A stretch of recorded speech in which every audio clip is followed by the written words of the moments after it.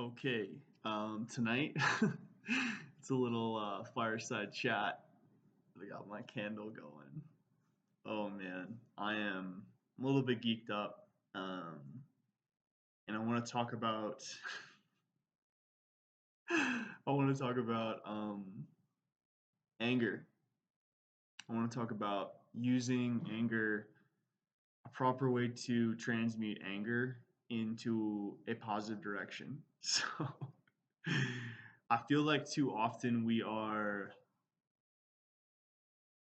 when things happen that anger us or frustrate us, we get sucked into the reaction of that, and we don't understand that what's happening is we have childhood trauma, and that trauma is then bleeding out into our current experience.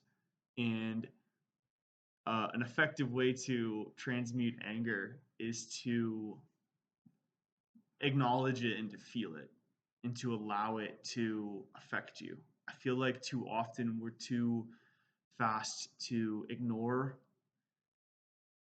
what's going on inside of us, and we want to chalk it up to, we either want to numb it or we don't want to feel it and we don't want it to be there.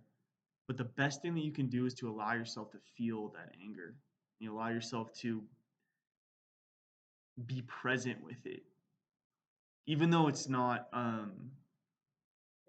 certainly not comfortable, but it's definitely it's there for a reason, right? So acknowledging it is the best thing that you can do, and then taking that forward to, and this is the key, to take healthy, aligned action that actually brings you back to center, right? So it's not in responding or reacting to the situation, but within turning your gaze and yourself to look back at you and to say, what is being triggered within me, and how can I react better from feeling this anger, from feeling this frustration, from being infuriated.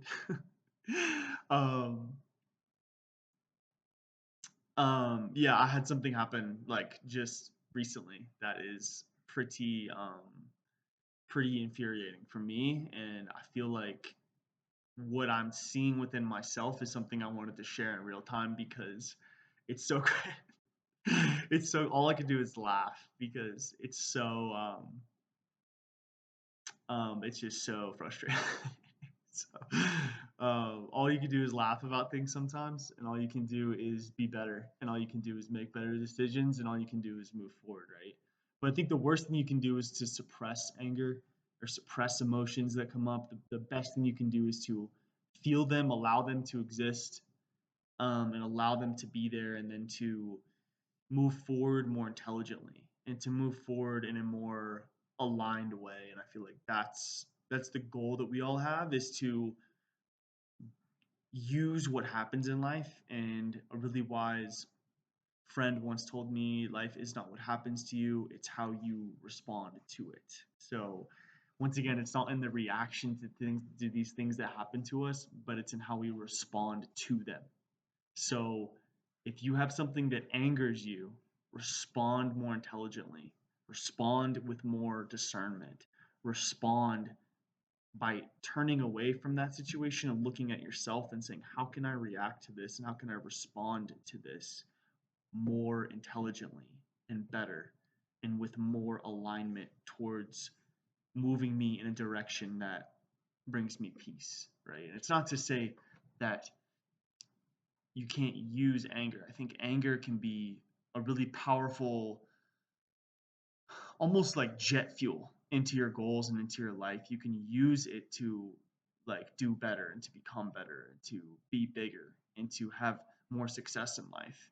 But the thing is to not let anger consume you. Like, for example, look at Darth Vader. Look at the arc of him from Anakin Skywalker into, he loses Padme and he goes fucking mad and he loses his fucking mind and he lets rage and he lets anger destroy him.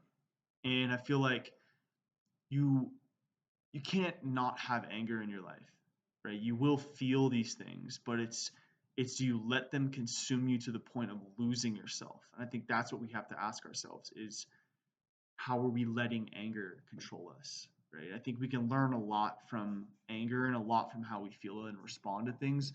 But my challenge for you today is to not be consumed by anger, but to use it to your advantage.